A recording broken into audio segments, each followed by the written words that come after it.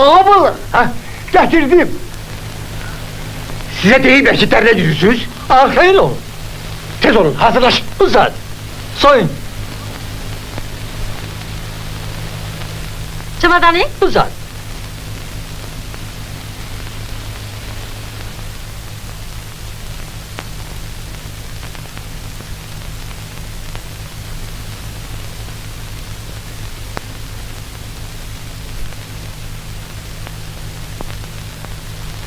Koreografik etüt.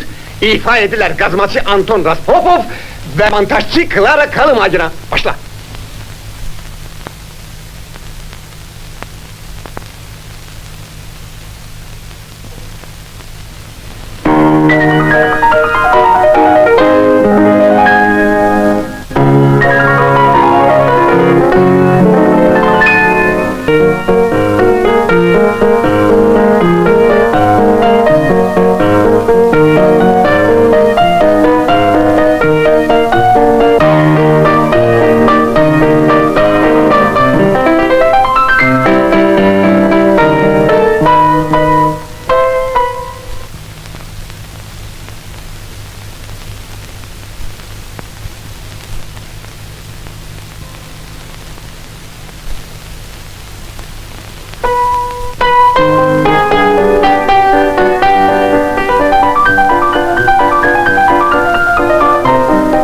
Bağışlayın yoldaş oynayanlar.